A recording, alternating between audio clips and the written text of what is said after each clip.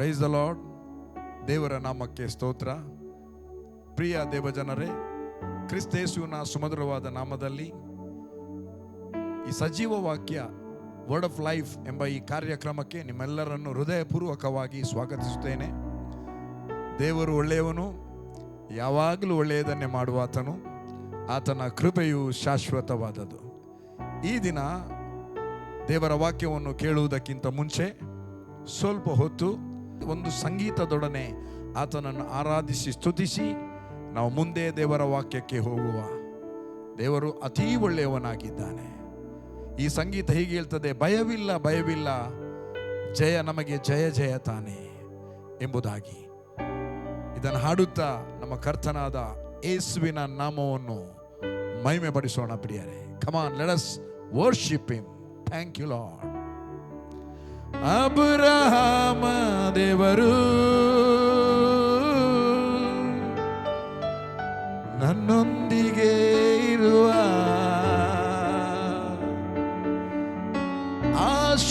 ಆಶೀರ್ವದಿಸಿದನು, ಅಭಿವೃದ್ಧಿ ಮಾಡುವನು. ಕಮಾನ್ ಚಪ್ಪಾಳೆ. Thank you lord. Glory. Yes lord, thank you. We worship you. ನಿನ್ನ ಹಾಗೆ ಯಾರೂ ಇಲ್ಲ ಸ್ವಾಮಿ. ನೀನು ನಮ್ಮ ಸಂಗಡ ಇರುವುದಕ್ಕೋಸ್ಕರ ನಾವು ನಿರ್ಭಯವಾಗಿರುತ್ತೇವೆ. ನಿನ್ನ ವಾಕ್ಯ ಹೇಳ್ತದೆ, ಯೆಹೋವನಿಗೆ ಭಯಪಡುವವರು ಕೇವಲ ನಿರ್ಭಯ ಎಂಬುದಾಗಿ. ನಿನಗೆ ಯಾರು ಭಯಭಕ್ತಿಯಿಂದ ನಡೆಯುತ್ತಾರೋ ಅವರು ನಿರ್ಭಯವಾಗಿ ನಡೆಯುತ್ತಾರೆ. Thank you Jesus. Thank you Lord. ಭಯವಿಲ್ಲ ಭಯವಿಲ್ಲ, ಜಯ ಜಯ ತಾನೆ. ಓ ಭಯವಿಲ್ಲ ಭಯವಿಲ್ಲ, ಜಯ ಜಯ ತಾನೆ. ಪ್ರಾರ್ಥನೆಗೆ ಉತ್ತರ ಉಂಟು, ಯೇಸುನಾಮದಿ ಜಯ ಉಂಟು. ನಮ್ಮ ಪ್ರಾರ್ಥನೆಗೆ ಉತ್ತರ ಉಂಟು, ಯೇಸುನಾಮದಿ ಜಯ ಉಂಟು. ಯೇಸುನಾಮದಿ ಜಯ ಉಂಟು, ಯೇಸುನಾಮದಿ ಜಯ ಉಂಟು. ಭಯವಿಲ್ಲ ಭಯವಿಲ್ಲ, ಜಯ ಜಯ ತಾನೆ. ಭಯವಿಲ್ಲ ಭಯವಿಲ್ಲ, ಜಯ ಜಯ ತಾನೆ. ಅಬ್ರಹಾಮ ದೇವರು ಹೇಳುವ, ನನ್ನೊಂದಿಗೆ ಇರುವ, ಆಶೀರ್ವದಿಸುವನು, ಅಭಿವೃದ್ಧಿ ಮಾಡುವನು. ಇನ್ನೊಮ್ಮೆ ಹೇಳೋಣವೇ, ಅಬ್ರಹಾಮ ದೇವರು ನಮ್ಮೊಂದಿಗೆ ಇರುವ, ಆಶೀರ್ವದಿಸಿದನು, ಅಭಿವೃದ್ಧಿ ಮಾಡಿದನು. ಜಯ ಹೊಂದಿದೆ ಯೇಸುನಾಮದಲ್ಲಿ, ನಾನು ಜಯ ಹೊಂದಿದೆ ಯೇಸುನಾಮ. ಇನ್ನೊಮ್ಮೆ, ನಾನು ಜಯ ಹೊಂದಿದೆ ಯೇಸುನಾಮದಲ್ಲಿ, ನಾನು ಜಯ ಹೊಂದಿದೆ ಯೇಸುನಾಮದಲ್ಲಿ. ಸೋಲು ನನಗೆ ಇಲ್ಲ, ನಾನು ಸೋತು ಹೋಗುವುದಿಲ್ಲ. ಸೋಲು ನನಗೆ ಇಲ್ಲ, ನಾನು ಸೋತು ಹೋಗುವುದಿಲ್ಲ. ಭಯವಿಲ್ಲ ಭಯವಿಲ್ಲ, ಜಯ ಜಯ ತಾನೆ. ಭಯವಿಲ್ಲ ಭಯವಿಲ್ಲ, ಜಯ ಜಯ ತಾನೆ. ವಿರೋಧವಾಗಿ ಇರುವವರು ನನ್ನ ಪಕ್ಷ ಸೇರುವರು. ರಕ್ಷಕನನ್ನೊಳಗೆ ಅದನ್ನಿ ಲೋಕ ಅರಿಯುವುದು. ಇನ್ನೊಮ್ಮೆ, ವಿರೋಧವಾಗಿ ಇರುವವರು ನನ್ನ ಪಕ್ಷ ಸೇರುವರು. ರಕ್ಷಕ ನಮ್ಮೊಳಗೆ ಅದನ್ನಿ ಲೋಕ ಅರಿಯುವುದು. ಆಮೆನ್. ಜಯ ಹೊಂದಿದೆ ಯೇಸುನಾಮದಲ್ಲಿ, ನಾನು ಜಯ ಹೊಂದಿದೆ ಯೇಸುನಾಮದಲ್ಲಿ.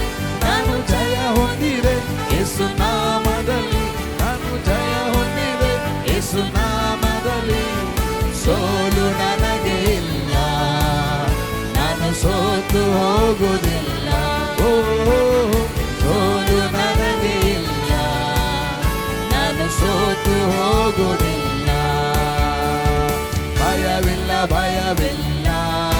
ಜಯ ಜಯ ಜಯ ತಾನೆ. ಓ ಭಯವಿಲ್ಲ ಭಯವಿಲ್ಲ, ಜಯ ಜಯ ತಾನೆ. ಇನ್ನೊಮ್ಮೆ ಭಯವಿಲ್ಲ ಭಯವಿಲ್ಲ, ಜಯ ಜಯ ತಾನೆ. ಬೋಲೋ ಯೇಸು ಮಸೀಹ್ ಕಿ ಜೈ. Thank you, Lord. Thank you, Jesus. We give you all the glory. Amen, amen. Praise the lord. ನಾವು ಆತನನ್ನು ಆರಾಧಿಸಿದೆವು. ಈಗ ವಾಕ್ಯ ಕೇಳುವಂಥ ಸಮಯ. ನಾವು ಸ್ವಲ್ಪ ಹೊತ್ತು ದೇವರ ವಾಕ್ಯವನ್ನು ಧ್ಯಾನ ಮಾಡುವ ಪ್ರಿಯರೇ. ಅದಕ್ಕಿಂತ ಮೊದಲು ಒಂದು ಪ್ರಾರ್ಥನೆಯನ್ನು ನಾವು ಮಾಡಿಕೊಳ್ಳೋಣ. ತಂದೆಯಾದ ದೇವರೇ, ನಿನ್ನ ಘನವುಳ್ಳ ನಾಮಕ್ಕೆ ನಾವು ಸ್ತೋತ್ರವನ್ನು ಸಲ್ಲಿಸುತ್ತೇವೆ. ಕರ್ತನೇ, ನಿನ್ನ ವಾಕ್ಯವು ಸಜೀವವಾದದ್ದು, ಕಾರ್ಯಸಾಧಕವಾದದ್ದು, ಯಾವ ಇಬ್ಬಾಯಿ ಕತ್ತಿಗಿಂತಲೂ ಹದವಾದದ್ದು. ತಂದೆಯಾದ ದೇವರೇ, ಈ ನಿನ್ನ ವಾಕ್ಯಕ್ಕೋಸ್ಕರ ಸ್ತೋತ್ರ. ನಿನ್ನ ಮಾತುಗಳನ್ನು ಕೇಳಿ ಅದನ್ನು ಕೈಗೊಳ್ಳುವವನು, ನಡೆಯುವವನು ಆಳವಾಗಿ ಅಗೆದು ಬಂಡೆಯ ಮೇಲೆ ಕಟ್ಟಿರುವ ಮನೆ ಹಾಗೆ ಆತನು ಸ್ಟ್ರಾಂಗ್ ಆಗಿರುತ್ತಾನೆ. ಅದು ಎಂಥ ಸಮಯದಲ್ಲೂ ಅದು ಅಲುಗಾಡುವುದಿಲ್ಲ ಎಂಬುದಾಗಿ ನಿನ್ನ ವಾಕ್ಯ ಹೇಳುತ್ತದೆ. ಹಾಗಾಗಿ ಈ ದಿವಸ ನೀನು ಕೊಡುವ ಮಾತುಗಳಿಗಾಗಿ ಸ್ತೋತ್ರ. ನಿನ್ನ ವಾಕ್ಯವನ್ನು ಧ್ಯಾನ ಮಾಡುವಂಥ ಕೃಪೆಯನ್ನು ನಮಗೆ ದಯಪಾಲಿಸಿದ್ದಿ. ಇಲ್ಲಿ ಯಾರೆಲ್ಲ ಕೇಳ್ತಾ ಇದ್ದಾರೋ ಸ್ವಾಮಿ, ಅವರೆಲ್ಲರ ಮೇಲೆ ನಿನ್ನ ಕೃಪೆಯು ಬಲವಾಗಿ ಇಳಿಯಲಿ ಸ್ವಾಮಿ. ಎಲ್ಲರ ಕಿವಿ ನಿನ್ನ ವಾಕ್ಯಕ್ಕೋಸ್ಕರ, ವಾಕ್ಯದ ಮರ್ಮಗಳು ಅರ್ಥವಾಗುವ ಹಾಗೆ ಕಣ್ಣು ಮತ್ತು ಆತ್ಮಿಕ ಕಣ್ಣು, ಆತ್ಮಿಕ ಕಿವಿಗಳು ಎನ್ಲೈಟನ್ ಆಗಲಿ, ಕೇಳಿಸಲ್ಪಡಲಿ, ತೆರೆಯಲ್ಪಡಲಿ ಅದಕ್ಕೋಸ್ಕರ ಎಂಬುದಾಗಿ ನಾನು ಪ್ರಾರ್ಥಿಸ್ತೇನೆ. ಎಲ್ಲದರಲ್ಲಿ ಘನಮಾನ ಮಹಿಮೆ ನಿನಗೆ, ಯೇಸುವಿನ ನಾಮದಲ್ಲಿ ತಂದೆಯೇ. Amen and amen. ಪ್ರಿಯರೇ, ನೀವು ಸಜೀವ ವಾಕ್ಯವನ್ನು ಕೇಳ್ತಾ ಇದ್ದೀರಿ. ದೇವರಿಗೆ ಸ್ತೋತ್ರ. ದೇವರ ವಾಕ್ಯವು ಸಜೀವವಾದ ವಾಕ್ಯ. ಒಂದನೇದು ಇಬ್ರಿಯರು ಬರೆದ ಪತ್ರಿಕೆ 4ನೇ ಅಧ್ಯಾಯ 12ನೇ ವಚನದಲ್ಲಿದೆ. ಮತ್ತು ಇನ್ನೊಂದು ದೇವರ ವಾಕ್ಯ ಸಜೀವವಾದದೆಂಬುದಾಗಿ, ಸಜೀವ ವಾಕ್ಯ ವರ್ಡ್ ಆಫ್ ಲೈಫ್ ಎಂಬುದಾಗಿ ಫಿಲಿಪ್ಪದಲ್ಲಿದೆ. ಅಪೊಸ್ತಲರ ಕೃತ್ಯ 5ನೇ ಅಧ್ಯಾಯ 20ನೇ ವಚನದಲ್ಲಿದೆ. ಅದು ಏನು ಬರೆದಿದೆ ಅಂದರೆ, ನೀವು ದೇವಾಲಯದಲ್ಲಿ ನಿಂತುಕೊಂಡು ಈ ಸಜೀವ ವಿಷಯವಾದ ಮಾತುಗಳನ್ನೆಲ್ಲ ಜನರಿಗೆ ಹೇಳಿರಿ. ವರ್ಡ್ ಆಫ್ ಲೈಫ್ ಎಂಬುದಾಗಿ ಇಂಗ್ಲೀಷ್ನಲ್ಲಿ ಬರೆದಿದೆ. ಅಂದರೆ ಸಜೀವ ವಾಕ್ಯ. ಫಿಲಿಪ್ಪದವರಿಗೆ ಬರೆದ ಪತ್ರಿಕೆಯಲ್ಲಿ ಕೂಡ ಬರೆದಿದೆ. ಅದು ಎಲ್ಲಿ ಬರೆದಿದೆ ಅಂದರೆ 2ನೇ ಅಧ್ಯಾಯ, ಫಿಲಿಪ್ಪ 2 ಅಧ್ಯಾಯ 16. Holding for the word of life. ದೇವರ ಸಜೀವ ವಾಕ್ಯವನ್ನು ಬಿಗಿಯಾಗಿ ಹಿಡ್ಕೊಳ್ಳಿರಿ ಎಂಬುದು holding fourth of the word of life. So ಅದಕ್ಕೆ ಈ ಸಜೀವ ವಾಕ್ಯ ಎಂಬುದಾಗಿ ನಾನು ಯಾವಾಗಲೂ ಹೇಳ್ತಾ ಇರ್ತೇನೆ. ಎನಿವೆ, ನಾವು ಕಳೆದ ವಾರ ನೀವೆಲ್ಲರೂ ನಾವು ಒಟ್ಟು ಸೇರಿ ಧ್ಯಾನ ಮಾಡಿ ಮಾತನಾಡಿದ್ದೆವು. ಅದೇನೆಂದರೆ, ಯೇಸು ಕ್ರಿಸ್ತನ ನಾಮ ಎಷ್ಟು ಉನ್ನತವಾದ ನಾಮ ಎಂಬುದಾಗಿ, ಎಷ್ಟು ಉನ್ನತವಾದ ನಾಮ ಎಂಬುದಾಗಿ ಅನೇಕ ವರ್ಡ್ಗಳನ್ನು ನಾವು ಕೋಟ್ ಮಾಡಿದೆವು. ಇವತ್ತು ಯೋಹಾನನ ಸುವಾರ್ತೆ 16ನೇ ಅಧ್ಯಾಯ 23 ಮತ್ತು 24ನೇ ವಚನವನ್ನು ಓದಿ ನಾವು ಮುಂದಕ್ಕೆ ಹೋಗೋಣ. 23 ಮತ್ತು 24ನೇ ವಚನ ಓದಿ ಮುಂದಕ್ಕೆ ಹೋಗೋಣ. ಆ ದಿನದಲ್ಲಿ ನೀವು ನನಗೆ ಯಾವ ಪ್ರಶ್ನೆಯನ್ನು ಮಾಡುವುದಿಲ್ಲ. ನಿಮಗೆ ನಿಜ ನಿಜವಾಗಿ ಹೇಳುತ್ತೇನೆ, ನೀವು ತಂದೆಯನ್ನು ಏನಾದರೂ ಬೇಡಿಕೊಂಡರೆ ಅದನ್ನು ಆತನು ನನ್ನ ಹೆಸರಿನ ಮೇಲೆ ನಿಮಗೆ ಕೊಡುವನು. ಅದನ್ನು ತಂದೆಯು ನೀವು ತಂದೆ ಹತ್ರ ಏನಾದರೂ ಕೇಳಿಕೊಂಡರೆ, ನಾವು ಭೂಮಿ ಆಕಾಶ ಉಂಟು ಮಾಡಿದ ಸರ್ವಶಕ್ತನಾದ ದೇವರಲ್ಲಿ ಕೇಳುವಾಗ ಯೇಸು ಕ್ರಿಸ್ತನ ನಾಮದಲ್ಲಿ ಕೇಳಿದರೆ, ನಾವು ಯೇಸು ಕ್ರಿಸ್ತನ ನಾಮದಲ್ಲಿ ಕೇಳಿದಾಗ ಏನಾಗ್ತದಂದರೆ ಪ್ರಿಯರೇ, ಅದನ್ನು ಆತನು ನಮ್ಮ ಕರ್ತನಾಗಿರುವ ಯೇಸು ಕ್ರಿಸ್ತನ ನಾಮದಲ್ಲಿ ನಮಗೆ ಒದಗಿಸುತ್ತಾನೆ. ನಾವು ಕ್ರಿಸ್ತನ ನಾಮದಲ್ಲಿ, ಯೇಸುವಿನ ನಾಮದಲ್ಲಿ ಕೇಳಿದಾಗ ಅದಕ್ಕೆ ಹಿಂಡ್ರೆನ್ಸೇ ಇರುವುದಿಲ್ಲ. ಅದು ಖಂಡಿತವಾಗಿ ನಮಗೆ ಒದಗಿಸಲ್ಪಡುತ್ತದೆ. ಯಾಕೆ ಅಂದರೆ ನಮಗೋಸ್ಕರ ಭೂಲೋಕಕ್ಕೆ ಬಂದು ಆತನು ಶಿಲುಬೆಯಲ್ಲಿ ಸತ್ತಿದ್ದಾನೆ, ಪ್ರಾಣವನ್ನು ಕೊಟ್ಟಿದ್ದಾನೆ ಮತ್ತು ಬಹಳ ಬಹಳ ಕಷ್ಟವನ್ನು ಅನುಭವಿಸಿದ್ದಾನೆ, ಅವಮಾನವನ್ನು ಅಲಕ್ಷ್ಯ ಮಾಡಿದ್ದಾನೆ ಮತ್ತು ತೀರಿತು ಎಂಬುದಾಗಿ ಪ್ರಾಣ ಬಿಟ್ಟಿದ್ದಾನೆ, ಹೂಣಲ್ಪಟ್ಟಿದ್ದಾನೆ, ನರಕ ಲೋಕಕ್ಕೆ ಹೋಗಿ ಅಲ್ಲಿರುವ ಸೆರೆಯಲ್ಲಿರುವ ಎಲ್ಲ ಆದಿ ಪಿತೃಗಳನ್ನು ಬಿಡಿಸಿದ್ದಾನೆ, ಪರಲೋಕಕ್ಕೆ ಎದ್ದು ಬಂದಿದ್ದಾನೆ, ಪರಲೋಕಕ್ಕೆ ಏರಿ ಹೋಗಿ ಪವಿತ್ರಾತ್ಮನನ್ನು ಕಳಿಸಿಕೊಟ್ಟಿದ್ದಾನೆ. ಆತನು ವಿಧೇಯನಾಗಿದ್ದಾನೆ ತಂದೆಯಾದ ದೇವರಿಗೆ. ಹಾಗಾಗಿ ಆತನ ನಾಮದ ಮಹತ್ವವನ್ನು ನಾವು ಕೇಳ್ತಾ ಇದ್ದೆವು. ಸ್ಯಾಮ್ಸ್ 124ನೇ ಸ್ಯಾಮ್ಸ್ ಕೀರ್ತನೆ 124 8ನೇ ವಚನವನ್ನು ನಾವು ಓದಿಕೊಳ್ಳೋಣ. 124 ವಚನ 8. ಭೂಮಿ ಆಕಾಶಗಳನ್ನು ಉಂಟು ಮಾಡಿದ ಭೂಮಿ ಆಕಾಶಗಳನ್ನು ಉಂಟು ಮಾಡಿದ ಯೆಹೋವನ ನಾಮದಲ್ಲಿ ನಮಗೆ ರಕ್ಷಣೆಯಾಗುವುದು. ಇದು ಈ ವಚನ ಅಪೋಸ್ತಲರು ಕೋಟ್ ಮಾಡ್ತಾರೆ. ಅಪೋಸ್ತಲ ಕೃತ್ಯ 4ನೇ ಅಧ್ಯಾಯ 12ನೇ ವಚನದಲ್ಲಿ, ಆಕಾಶದ ಕೆಳಗೆ ಭೂಮಿಯ ಮೇಲಿನಿಂದ ಒಂದೇ ಕೊಡಲ್ಪಟ್ಟ ಒಂದೇ ಒಂದು ನಾಮ, ಅದು ಕರ್ತನಾದ ಯೇಸುವಿನ ನಾಮದ ಹೊರತು ಬೇರೆ ನಾಮದಿಂದ ನಮಗೆ ರಕ್ಷಣೆ ಇಲ್ಲ. ಇಲ್ಲಿ ಸಾಮ್ಸ್ನಲ್ಲಿ ಹೇಳ್ತದೆ, 124ನೇ ಸಾಮ್ಸ್ ಕೀರ್ತನೆ 8ನೇ ವಚನದಲ್ಲಿ ಹೇಳ್ತದೆ, ಭೂಮಿ ಆಕಾಶಗಳನ್ನು ಉಂಟು ಮಾಡಿದ ಭೂಮಿ ಆಕಾಶಗಳನ್ನು ಉಂಟು ಮಾಡಿದ ಯೆಹೋವನ ನಾಮದಲ್ಲಿ ಯೆಹೋವನ ನಮ್ಮ ತಂದೆಯಾದ ದೇವರ ನಾಮದಲ್ಲಿ ನಮಗೆ ರಕ್ಷಣೆಯಾಗುವುದು. ನಮಗೆ ರಕ್ಷಣೆಯಾಗುವುದು. ಅದೇ ನಾಮ, ಆ ಯೇಸುವಿನ ನಾಮ. ಯಾವೇ ಯಾಶುವ, ಅದು ಯಾವೇ, ಇದು ಯಾಶುವ, ಯಾಶುವ ಮಸ್ಸಾಯ. ಯಾಶುವನ ನಾಮದಲ್ಲಿ ಕನ್ನಡಕ್ಕೆ ಬರುವಾಗ ಯೇಸು ಆಯಿತು. Hebrew original name Yeshua. ಅಭಿಷಕ್ತನು, ಕರ್ತನು ಅಂದರೆ ಮೆಸ್ಸಾಯ, ಕುರಿಯೋಸ್. ಸೊ ಯೆಹೋವನ ನಾಮದಲ್ಲಿ ರಕ್ಷಣೆ ಆಗುತ್ತದೆ. ಇನ್ನೊಂದು ವಚನವನ್ನು ಓದುವ, ಜ್ಞಾನೋಕ್ತಿ 18 10ನೇ ವಚನ. ಜ್ಞಾನೋಕ್ತಿ 18 10ನೇ ವಚನ. ಯೆಹೋವನ ನಾಮವು ಕೇಳಿ, ಇದನ್ನು ಕೇಳಿ, ಯೆಹೋವನ ನಾಮವು ಬಲವಾದ ಬುರುಜು, ಬಲವಾದ, ಬಹಳ ಗಟ್ಟಿಯಾದ, ಸ್ಟ್ರಾಂಗ್ ಆದ, ಮೈಟಿಯಾದ ಬುರುಜು ಅಂದರೆ ಟವರ್. ಬಲವಾದ ಬುರುಜು, ದೊಡ್ಡ ಟವರ್. ಶಿಷ್ಟನು ಅದರ ಒಳಕ್ಕೆ ಓಡಿ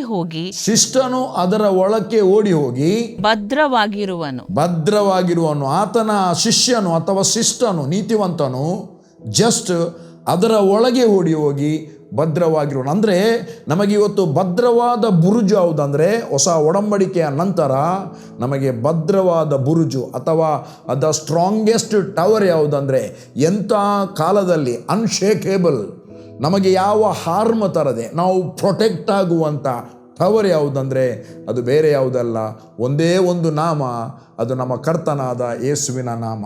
ಆ ನಾಮವು ಎಷ್ಟು ಸ್ಟ್ರಾಂಗೆಸ್ಟ್ ಬುರುಜು ಆಗಿದೆ ಅಂದರೆ, ಅಲ್ಲಿ ಶಿಷ್ಟನು ಮಾತ್ರ ತಪ್ಪಿಸಿಕೊಂಡು ಅಲ್ಲಿ ಹೋಗಿ ಸುರಕ್ಷಿತನಾಗಿರುವುದು. ಸುರಕ್ಷಿತ, ದ ಸೇಫ್. ಅದಕ್ಕೆ ಪರಾತ್ಪರನ ಮೊರಗಿರುವವನು ಸರ್ವಶಕ್ತನ ಆಶ್ರಯದಲ್ಲಿ ಸುರಕ್ಷಿತನಾಗಿದ್ದಾನೆ ಎಂಬುದಾಗಿ ಸತ್ಯವೇದ ಹೇಳ್ತದೆ. ಇವತ್ತು ನಮಗೆ ಸುರಕ್ಷತೆ, ನಮಗೆ ಸೇಫ್ಟಿ, ನಮಗೆ ಪ್ರೊಟೆಕ್ಷನ್, ರೋಗ ಪರಿಹಾರ ಒಂದೇ ಒಂದು ನಾಮ, ಅದು ನಮ್ಮ ಕರ್ತನಾದ ಯೇಸುವಿನ ನಾಮದಲ್ಲಿ. ಇಷ್ಟೆಲ್ಲ ಬರೆದು ನಾಮದ ಇನ್ನೂ ಸಹ ನಾನು ವಿಶ್ಲೇಷಣೆ, ಆ ನಾಮದ ಮಹತ್ವ ಏನೆಂಬುದಾಗಿ 2-3 ಎಪಿಸೋಡ್ ಮಾತಾಡ್ಬೋದು, 2-3. ಬಟ್ ಅಷ್ಟು ಮಹತ್ವ ಆತನ ನಾಮಕ್ಕಿದೆ. ಅದು ಸತ್ಯ, ಅದು ಸುಳ್ಳಲ್ಲ, ಸತ್ಯ. ಕ್ರಿಸ್ತನ ನಾಮದಲ್ಲಿ ಎಂಥ ಪವರ್ ಇದೆ, ಅದನ್ನು ನಾವು ಉಚ್ಚರಿಸಿದೆ ಮಾತ್ರ. ಅದಕ್ಕೆ ಆತನ ನಾಮವನ್ನು ಅಷ್ಟು ಪವರ್ ಎಂಬುದಾಗಿ ತೋರಿಸಿ, ಅದಕ್ಕಿಂತಲೂ ಶ್ರೇಷ್ಠವಾಗಿ ತೋರಿಸುವಂಥದ್ದು ಒಂದು ಇದೆ.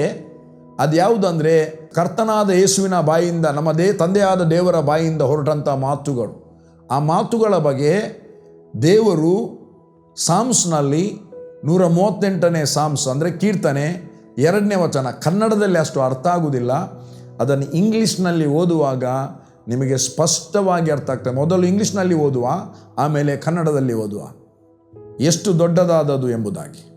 I bow down toward your holy temple and give thanks to your name for your steadfast love and your faithfulness. For you have exalted above all things. You have exalted above all things your name and your word. Your name and your word. ಅಲ್ಲಿ ಇನ್ನೊಂದು translation ಹೀಗೆ ಬರೆದಿದೆ, ನಿನ್ನ ನಾಮಕ್ಕಿಂತಲೂ ನಿನ್ನ ವಾಕ್ಯವನ್ನು ಹೆಚ್ಚಾಗಿ ನೀನು exalt ಮಾಡಿದೆ ಎಂಬುದಾಗಿ. ನೋಡು ಆ ಟ್ರಾನ್ಸ್ಲೇಷನ್ ಓದು, ಅದನ್ನೇ ಅದೇ ಒಂದು ವಚನ ಓದು.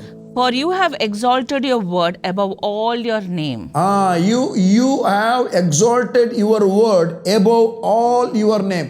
ನಿನ್ನ ನಾಮಕ್ಕಿಂತಲೂ ಮೇಲಾಗಿ ನಿನ್ನ ವಾಕ್ಯವನ್ನು ಹೆಚ್ಚಾಗಿ ಘನಪಡಿಸಿದಿ. ಅಂದರೆ ಬೈಬಲಲ್ಲಿ 55ನೇ ಯೆಶಾಯ 10ನೇ ವಚನ ಹೇಳ್ತದೆ, ಆಕಾಶದಿಂದ ಬಿದ್ದ ಮಳೆ ಭೂಮಿಯನ್ನು ಫಲಿಸುವಂತೆ ಮಾಡಿ, ಬಿತ್ತುವವನಿಗೆ ಬೀಜವನ್ನು, ಉಣ್ಣುವವನಿಗೆ ಆಹಾರವನ್ನು ಕೊಡದೆ ಹೊರತು ಹೇಗೆ ವ್ಯರ್ಥವಾಗಿ ಹಿಂದಿರುಗುವುದಿಲ್ಲವೋ ಅದೇ ರೀತಿಯಲ್ಲಿ ನನ್ನ ಬಾಯಿಯಿಂದ ಹೊರಟಂಥ ನನ್ನ ಮಾತು ನಾನು ಉದ್ದೇಶಿಸಿದ ಉದ್ದೇಶವನ್ನು ನೆರವೇರಿಸದ ಹೊರತು ಅದು ವ್ಯರ್ಥವಾಗಿ ಹಿಂತಿರುಗುವುದಿಲ್ಲ ಎಂಬುದಾಗಿ ಅಷ್ಟು ಸ್ಟ್ರಾಂಗ್ ಆಗಿ ನಮ್ಮ ತಂದೆಯಾದ ದೇವರು ತನ್ನ ಮಾತಿನ ಬಗ್ಗೆ, ತನ್ನ ಮಾತು ಅಂದರೆ ಆತನ ವಾಕ್ಯ, ಮಾತನಾಡಿದ ಮಾತಿನ ಬಗ್ಗೆ ಸ್ಪಷ್ಟತೆಯನ್ನು ಕೊಟ್ಟಿದ್ದಾನೆ ವಾಕ್ಯದ ಮೂಲಕವಾಗಿ.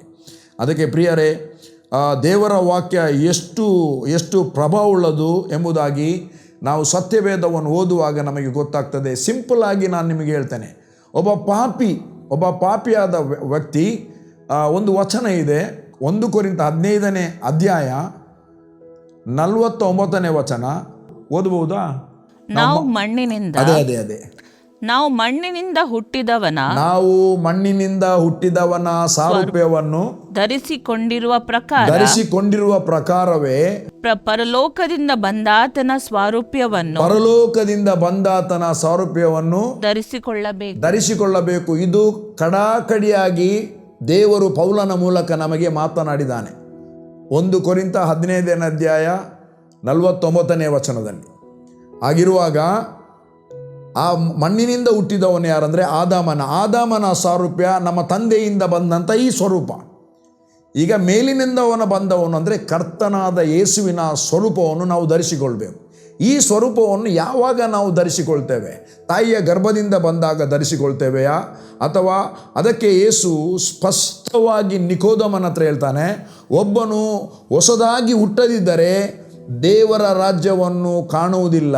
ಒಬ್ಬನು ಆತ್ಮದಿಂದಲೂ ನೀರಿನಿಂದಲೂ ಹುಟ್ಟದಿದ್ದರೆ ಪರಲೋಕ ರಾಜ್ಯವನ್ನು ಸೇರುವುದಿಲ್ಲ. ಈ will never eternity are the Heaven, ಪರಲೋಕ ಎಂಬುದಾಗಿ ಸತ್ಯವೇದದಲ್ಲಿ ಬರೆಯಲ್ಪಟ್ಟಿದೆ. ಅದಕ್ಕೆ ಅವನಿಗೆ ಡೌಟ್ ಆಯಿತು.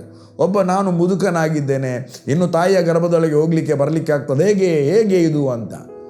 ಅದಕ್ಕೆ ಯೇಸು ವಿಶ್ಲೇಷಣೆ ಕೊಡ್ತಾನೆ. ಆತನು ನಿಂತು ಕೇಳಿದ್ದಕ್ಕೆ ಆತನು ಸ್ಪಷ್ಟವಾಗಿ ವಿವರಣೆಯನ್ನು ಕೊಡ್ತಾನೆ. ಹಾಗಾಗಿ ಪ್ರಿಯರೇ, ಒಬ್ಬನು ಹೊಸದಾಗಿ ಹುಟ್ಟುವಂಥದ್ದು, ಯೇಸು ಕ್ರಿಸ್ತನ ಸಾರೂಪ್ಯದಲ್ಲಿ ಹುಟ್ಟುವಂಥದ್ದು, ತಂದೆಯಾದ ದೇವರಿಗೆ ಮಗನಾಗಿ ಹುಟ್ಟಿದ್ದು, ಅದು ಹೇಗೆ ಅಂದರೆ ದೇವರ ಸಜೀವವಾದ ವಾಕ್ಯ ಅಥವಾ ಜೀವವುಳ್ಳ ವಾಕ್ಯವನ್ನು ಹೃದಯದಲ್ಲಿ ನಂಬಿ ಬಾಯಿಂದ ಅರಿಕೆ ಮಾಡಿದಾಗ ನರಕದಿಂದ ಪಾರಾಗಿ ಆತನು ಪರಲೋಕಕ್ಕೆ ಸೇರಿದ್ದಾನೆ. ಮಳೆಯಿಂದ ಪಾರಾಗಿ ಆತನು ಜೀವಕ್ಕೆ ಸೇರಿದ್ದಾನೆ. ಇಷ್ಟು ಒಂದು ಪ್ರಭಾವಶಾಲಿಯಾದ ಕಾರ್ಯವು ಕೇವಲ ದೇವರ ವಾಕ್ಯವನ್ನು ನಂಬಿ ಅರಿಕೆ ಮಾಡಿದಾಗ ಆಗಿದೆ. ಯಾವ ವಚನ ಅದು ವಚನ ಯಾವುದಂದರೆ ರೋಮಾಪುರದವರಿಗೆ ಬರೆದ ಪತ್ರಿಕೆ ರೋಮನ್ 10:9. ಎಷ್ಟು ದೊಡ್ಡ ಕಾರ್ಯ ಸಣ್ಣ ಒಂದು ಆ್ಯಕ್ಷನ್ನಲ್ಲಿ ಆಯಿತು. ಸಣ್ಣ ಒಂದು ಆ್ಯಕ್ಷನ್. ಓದಮ್ಮ. ಅದೇನೆಂದರೆ ನೀನು ಯೇಸುವನ್ನೇ ಕರ್ತನೆಂದು ಬೇರೆ ಯಾರನ್ನಲ್ಲ. ಯೇಸುವಿಗೆ ತಂದೆ ಯೋಸೇಫ ಇದ್ರು, ತಾಯಿ ಮರಿಯ ಇದ್ರು, ಮತ್ತೆ ದೇವದೂತರಿದ್ರು, ಅನೇಕ ಸಂಗತಿಗಳಿತ್ತು. ಯೇಸುವಿನ ಸಂಗಡ ಪವಿತ್ರ ಆತ್ಮನಿಂದ ಯಾವುದನ್ನಲ್ಲ, ಒಬ್ಬನನ್ನೇ ಅದು ಯೇಸುವನ್ನು ಅಂತ ಬರೆಯಲಿಲ್ಲ. ಯೇಸುವನ್ನು ನೀನು ಅಂತ ಬರಲಿ. ಯೇಸುವನ್ನೇ, ಬೇರೆ ಯಾವ ಹೆಸರಿಲ್ಲ. ಯೇಸುವನ್ನೇ ಕರ್ತನೆಂದು ಬಾಯಿಂದ ಅರಿಕೆ ಮಾಡಿಕೊಂಡು ದೇವರು ಆತನನ್ನು ಸತ್ತವರೊಳಗಿಂದ ಎಬ್ಬಿಸಿದ್ದಾನೆ ಎಂದು ಹೃದಯದಿಂದ ನಂಬಿದರೆ ನಿನಗೆ ರಕ್ಷಣೆ ಆಯಿತು. ಆ ಒಂದು ಸಣ್ಣ ಕಾರ್ಯವನ್ನು ಮಾಡಿದಾಗ ಆತ್ಮೀಕ ಲೋಕದಲ್ಲಿ ಭಾರಿ ದೊಡ್ಡ ಕೆಲಸ ಆಗಿದೆ. ಆತ್ಮೀಕ ಲೋಕದಲ್ಲಿ ಸತ್ಯವೇದದಲ್ಲಿ ಬರೆದಂಥ ಮಾತು ನಾವು ನಂಬಿದೆವು, ಅರಿಕೆ ಮಾಡಿದೆವು. ಆತ್ಮೀಕ ಲೋಕದಲ್ಲಿ ದೊಡ್ಡ ಕೆಲಸ ಆಯಿತು. ಏನು? ನಮ್ಮ ಆತ್ಮ ಅಂಧಕಾರ ದೊರೆತನದಿಂದ ಬಿಡುಗಡೆ, ಅಲ್ಲಿಂದ ಬಿಡಿಸಿ ಕಿತ್ತು ತೆಗೆದು ತನ್ನ ರಾಜ್ಯದೊಳಗೆ ಸೇರಿಸುವಂಥ ಆತ್ಮೀಕ ಲೋಕದಲ್ಲಿ ಬಲವಾದ ಕಾರ್ಯ ಆಯಿತು. ಈ ವ್ಯಕ್ತಿಗಳು ಯಾರ ಆತ್ಮ ನರಕದಿಂದ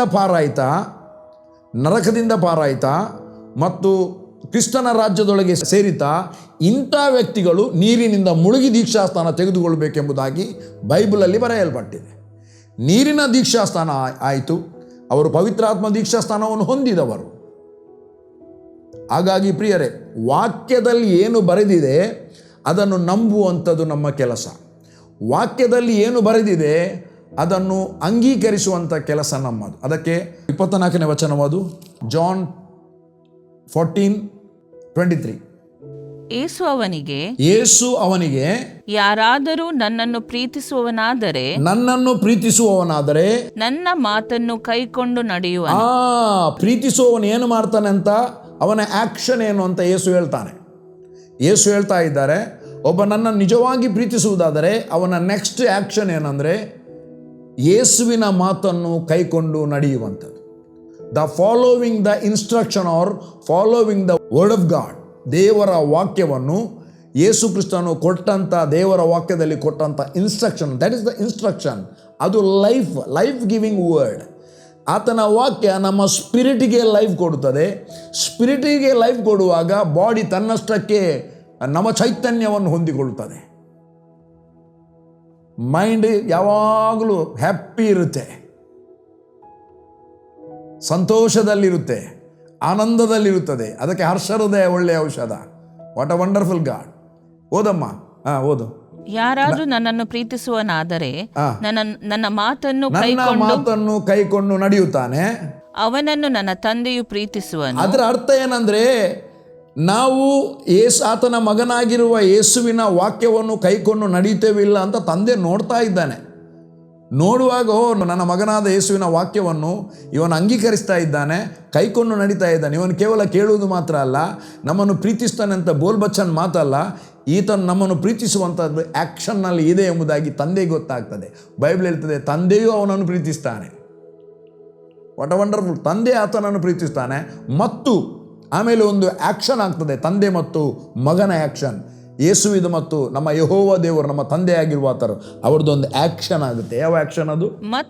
ಮತ್ತು ನಾವಿಬ್ಬರು ಅವನ ಬಳಿಗೆ ಬಂದು, ನಾವಿಬ್ಬರು ಅಂದ್ರೆ ತಂದೆಯಾದ ದೇವರು, ಕರ್ತನಾದ ಯೇಸು, ಅವರಿಬ್ಬರು ಅವನ ಬಳಿಗೆ ಅಂದ್ರೆ ನನ್ನ ಬಳಿಗೆ, ನಿಮ್ಮ ಬಳಿಗೆ ಬಂದು ಅವನ ಬಳಿಯಲ್ಲಿ ಬಿಡಾರವನ್ನು. ಇದು ಯಾವ ಆ್ಯಕ್ಷನ್ ಅಂದ್ರೆ, ತಂದೆಯಾದ ದೇವರು ಮಗನನ್ನು ಲೋಕರಕ್ಷಣೆಗೋಸ್ಕರ ಕಳಿಸಿಕೊಟ್ರು. ಅದನ್ನು ತಿಳ್ಕೊಂಡ, ನಂಬಿ ಆ್ಯಕ್ಷನ್ ಏನಂದರೆ ರಕ್ಷಣೆ ಹೊಂದಿದ. ರಕ್ಷಣೆ ಹೊಂದಿದಾಗ ತಂದೆಯಾದ ದೇವರು, ಮಗನಾದ ಯೇಸು ಒಳಗೆ ಬಂದು ಬಿಡಾರವನ್ನು ಮಾಡಿದರು. ಈಗ ಯಾವ ವ್ಯಕ್ತಿ ರಕ್ಷಣೆ ಹೊಂದಿದ್ದಾರೆ, ದೀಕ್ಷಾಸ್ನಾನ ತೆಗೆದುಕೊಂಡಿದ್ದಾರೆ, ಮಾತಿಗೆ ವಿಧೇಯ, ಕೈಕೊಂಡು ನಡೆದು ಪ್ರೀತಿಸುವವನು ಅದು ಯಾಕೆ ಇದು ಯಾಕೆ ಕ್ವಶನ್ ಮಾಡುವುದಿಲ್ಲ. ದೇವರ ವಾಕ್ಯವನ್ನು ಇದ್ದಾಗೆ ಅವನು ಸ್ವೀಕಾರ ಮಾಡ್ತಾನೆ. ದೇವರ ವಾಕ್ಯ ಹೇಳುವಾಗ ಔದಯಗ ಅಂಚ ಅವ ಅಂಚ ಉಂಡ ದುಮ್ಮುದ ಕುಲ್ಮಲ್ದೇರ ದುಮ್ಮುದಕ್ಲೆ ಗೊತ್ತುಜ್ಜಿ ಐಕ ಕುಲ್ಮಲ್ತುಜೇರು ಇತ್ತೆ ಗೊತ್ತುಂಡು ಐಕ ಪಣೊಂದುಲ್ಲೇರು ಪಣಪಿನ ನಮ ಕೇಳೊಂದುಲ್ಲ. ನಮಗೆ ಗೊತ್ತುಂಟು, ಗೊತ್ತಿದ್ದವರು ಹೇಳ್ತಾರೆ. ಅವರು ಗೊತ್ತಿದ್ದವರು ಹೇಳುವಾಗ ಗೊತ್ತಿಲ್ಲದವರು ಕೇಳುವುದು. ಕೇಳಿ ಎಸ್ ಇದು ಸತ್ಯ, ಇದು ದೇವರ ವಾಕ್ಯ, ಇದು ಕರ್ತನಾದ ಯೇಸು ನಮಗೆ ಮಾಡಲಿಕ್ಕೆ ಹೇಳಿದಂಥ ವಾಕ್ಯ, ಕರ್ತನಾದ ಯೇಸು ನಮಗೆ ಜೀವಿಸಲಿಕ್ಕೆ ಕೊಟ್ಟಂಥ ವಾಕ್ಯ. ಇದನ್ನು ತೆಗೆದುಕೊಂಡು ಜೀವಿಸಿದ್ರೇನೆ ನಾವು ಲೈಫ್ ಗಿವಿಂಗ್ ಸ್ಪಿರಿಟ್ನಲ್ಲಿ ನಡೆಯುತ್ತೇವೆ. ನಾವು ಯಾವಾಗ ವಾಕ್ಯವನ್ನು ಕೈಗೊಳ್ಳುತ್ತೇವೆ ಆಗ ನಮ್ಮ ಜೀವಿತ ಆತ್ಮೀಕ ಲೋಕದಲ್ಲಿ ಸೇಫಾಗಿ ಚಲಿಸುತ್ತದೆ, ನಡೆಯುತ್ತದೆ. ಒಳ್ಳೆ ರಸ್ತೆಯಲ್ಲಿ ಹೋಗ್ತೇವೆ. Step of the righteousness ordain by the Lord. ಆ ನೀತಿವಂತನ ಹೆಜ್ಜೆ ಯೆಹೋವನಿಂದ ಕಾಪಾಡಲ್ಪಟ್ಟಿದೆ. ದೇವರ ಮಕ್ಕಳ ಮಾರ್ಗ ಅದು ರಾಜಮಾರ್ಗ. ಬೈಬಲಲ್ಲಿ ಬರೆದ ವರ್ಡ್ ಅದು ರಾಜಮಾರ್ಗ. ದೇವರನ್ನು ಹಿಂಬಾಲಿಸುವವನು ದಾರಿ ಬಿಕ್ಕಟ್ಟು ಅಂತ ಬರೆದಿದೆ. ಅದು ಯಾವಾಗ? ಇದು ಯಾವಾಗ? ಇದರ ಡಿಸರ್ನ್ ನಮಗೆ ಇರಬೇಕು. ಅದು ಇದೆ, ಇದು ಇದೆ. ಭಾರಿ ಇಕ್ಕಟ್ಟಿನ ಮಾರ್ಗದಲ್ಲಿ ನಡೆದು ಬಂದ ಅನುಭವ ಇದೆ, ಅದಕ್ಕೆ ಹೇಳ್ತಾ ಇದ್ದೇವೆ. ಪ್ರಿಯರೇ, ನಮಗೆ ಗೊತ್ತುಂಟಂತ ನಾವು ಕೊಚ್ಚಿಕೊಳ್ಳಿಕ್ಕಾಗಿ ಹೇಳ್ತಾ ಇಲ್ಲ. ದೇವರ ವಾಕ್ಯವನ್ನು ನಂಬಿದಾಗ ಹೇಗೆ ನಮಗೆ ಜೀವಿಸಲಿಕ್ಕೆ ಆಗ್ತದೆ ಎಂಬುದಾಗಿ ನಾನು ಹೇಳ್ತಾ ಇದ್ದೇನೆ. ದೇವರ ವಾಕ್ಯ ಇನ್ನು ನಿಮಗೆ ಬಿಡಿಸಬೇಕಾದ್ರೆ ಅಪೊಸ್ತಲ ಕೃತ್ಯ 4ನೇ ಅಧ್ಯಾಯ ಬಿಡಿಸಬೇಕು. ಇನ್ನೊಂದು ವಚನ ಉಂಟು, 1ನೇ ಅಧ್ಯಾಯ 33ನೇ ವಚನ, ಜ್ಞಾನೋಕ್ತಿ. ಹೇಗೆ ನಾವು ಸ್ವಸ್ಥತೆಯಲ್ಲಿ ಮತ್ತು ಸಫಲತೆಯಲ್ಲಿ ನಡೆಯಬಹುದು ಅಂತ. ಸಫಲತೆ ಮತ್ತು ಸ್ವಸ್ಥತೆ ಓದಮ್ಮ. ನನ್ನ ಮಾತಿಗೆ ಕಿವಿ ಕೊಡುವವನಾದರೂ ಸ್ವಸ್ಥವಾಗಿರುತ್ತಾ. ಸ್ವಸ್ಥ, ಹೀಲಿಂಗ್. They are healed. ನನ್ನ ಮಾತಿಗೆ ಕಿವಿ ಕೊಡುವವನಾದರೂ ಸ್ವಸ್ಥವಾಗಿರುತ್ತಾ ಯಾವ ಕೇಡಿಗೆ, ರೈಟ್, ಎಸ್, ಯಾವ ಕೇಡಿಗೂ ಭಯಪಡದೆ, ಯಾವ ಕೇಡಿಗೂ ಭಯಪಡದೆ, ಅವನಿಗೆ ಭಯವೇ ಇಲ್ಲ,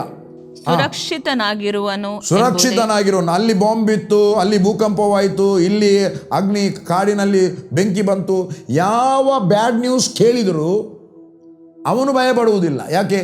ನಾನು ಇಲ್ಲಿದ್ದೇನೆ,